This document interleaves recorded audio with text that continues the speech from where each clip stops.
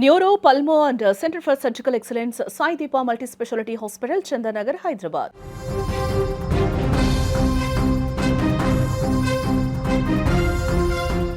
బతకాలి అన్న ఆశను కష్టాలు మింగేస్తే ఎలా ఉంటుంది? రేపటి మీద నమ్మకం చచ్చిపోతే ఒక మనిషి ఎంతటి కఠినమైన నిర్ణయం తీసుకుంటాడు? ఇలాంటి ఆలోచనలే ఆ కుటుంబాన్ని ఉక్కిరిబిక్కిరి చేశాయి. కలిసి బతకాల్సిన వాళ్ళు కష్టాలను చూసి భయపడ్డారు.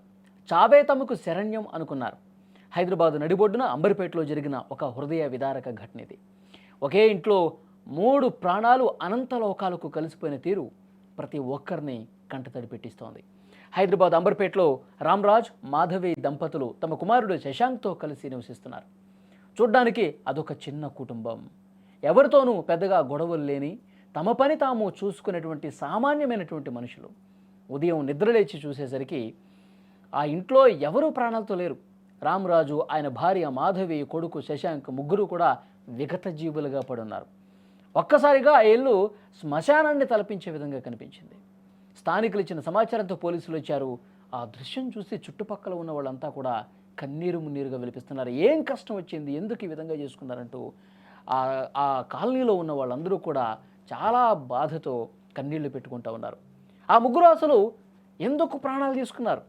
కన్న కొడుకును కూడా బలి తీసుకునేంత కష్టం ఆ తల్లిదండ్రులకు ఏమొచ్చింది అంటే ఆర్థికపరమైనటువంటి ఇబ్బందులే అని చెప్పి ప్రాథమికంగా కొంత సమాచారం వస్తోంది.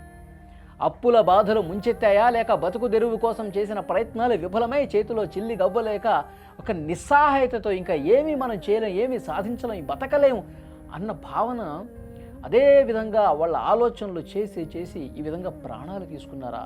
వాళ్ళ మానసిక స్థైర్యం కొంగదీసిందా? ఇది ప్రస్తుతం జరుగుతున్నటువంటి చర్చ. కారణం ఏదైనా 3 నిండు ప్రాణాలు గాలిలో కలిసిపోయాయి. పోలీసులు కేసు నమోదు చేసుకున్నారు, దర్యాప్తు చేస్తున్నారు. ఒక్కసారి స్క్రీన్ మీద దృశ్యాలు చూడండి.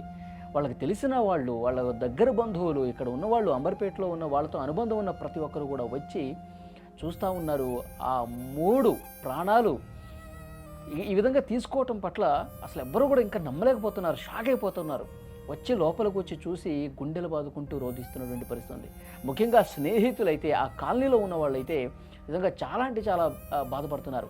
అసలు ఏదైనా కష్టం ఉంటే చెప్పుకుంటే ఆ కష్టం పోయే మార్గం ఏమన్నా ఆలోచన చేయొచ్చు.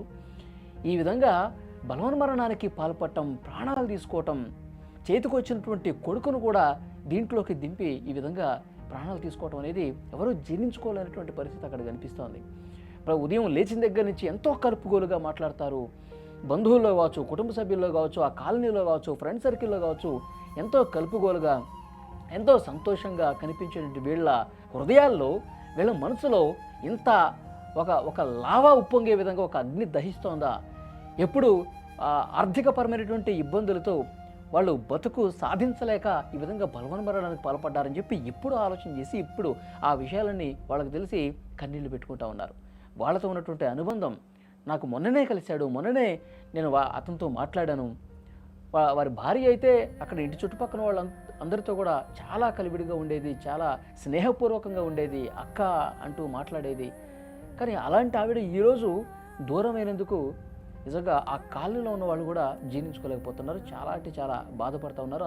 ఆ షాకింగ్ విజువల్స్ చూసి, ఇంటి లోపలికి వెళ్ళి ఆ పరిస్థితిని చూసి కుదేలైపోతున్నటువంటి పరిస్థితి కనిపిస్తుంది. ఇక్కడ వారి కొడుకు కూడా చూడండి ఎంత బాగున్నాడు, చూడండి ఎంతో ఉజ్వల భవిష్యత్తు ఉంది. ఆర్థికపరమైన ఇబ్బందులు, ఏదైనా సమస్య వస్తే కొన్ని రోజులు మాత్రమే ఉంటుంది.